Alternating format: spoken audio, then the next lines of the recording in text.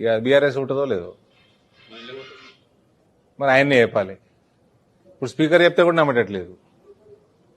రేపు కోర్టు చెప్పిన పాపం కోర్టు కూడా కన్ఫ్యూజన్ లేవన్నది. సో ఇదొకటి. ఇంకో పెద్ద నాయకుడు ఉండే ఈడ ఎల్ రమణ గారు. ఒకటే ఒక తెలుగుదేశం ఫ్లెక్స్ చూసిన ఇవాళ ఇది రాంగరాంగ అనబడ్డది. అది ఎల్ రమణ పక్కకే ఉన్నది. అది తెలుగుదేశం ఫ్లెక్సులు ఇవాళ రేపు ఎడ కనబడతాయి బ్రదర్? ఒక్కటే కనబడ్డది. ఎల్ రమణ బీఆర్ఎస్ లో ఉన్న ఫ్లెక్స్ ఉన్నది, దాని పక్కకే అంటుకొనే తెలుగుదేశం ఫ్లెక్స్ ఒకటి ఉన్నది. మన ఆయన ఈ ఫ్లెక్స్లకి వెళ్ళి ఆ ఫోటో ఆ ఫ్లెక్స్లకి ఎప్పుడు జారుతుందో కూడా తెలియదు. మళ్ళా అంటే ఆయన ఏ పార్టీలో ఉన్నదో తెలియదు, మీ ఎమ్మెల్యే పార్టీలో ఉన్నదో తెలియదు. ఈ అన్నిట్లా నాకు మనస్ఫూర్తిగా మాట అంట, నా తండ్రితో సమానుడు జీవన్ రెడ్డి గారికి ఏ రకంగా అయితే కాంగ్రెస్ పార్టీ ట్రీట్ చేస్తున్నదో ఇది మంచి పద్ధతి కాదు. పార్టీలా పక్కన పెట్టేరాను అటువంటి వ్యక్తిని ఈ వయసులో హింసించడం దానంత పాపం ఇంకోటి లేదు.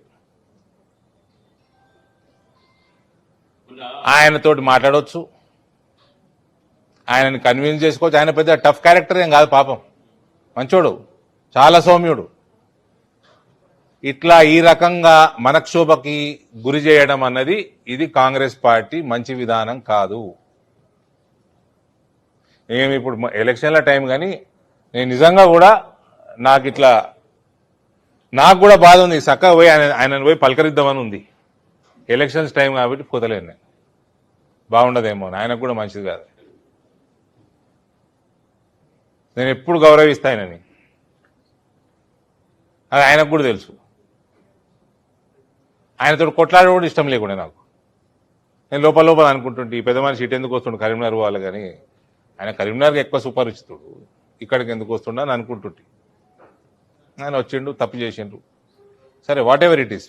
ఆయన చేసిన జగిత్యాల ప్రాంతానికి చేసిన సేవ, రాజకీయంగా ఏ స్థాయికి ఎదిగిండో ఆయనని ఈ రకంగా ట్రీట్ చేయడం అన్నది ఇది మంచి పద్ధతి కానే కాదండి. మీకు ఎమ్మెల్యే మనుషులకు ఏమైనా టికెట్లు ఇవ్వాలి, ఎమ్మెల్యేని తీసుకున్నారు, ఆయన వచ్చిండు అభివృద్ధి కోసం వచ్చిండు. సరే, ఎంత అభివృద్ధి చేస్తారో చూద్దాం. ఆయన చేసే అభివృద్ధి మా దయ్యతో అయ్యేటి అవుతున్నాయి అంతే. నేను ఆయనతో ఫోటోలు దిగితే పెద్ద అది అడ్మినిస్ట్రేటివ్ ఫోటోలు, అవి ఆర్గనైజేషన్ ఫోటోలు కావు, అవి nothing to do with organisation.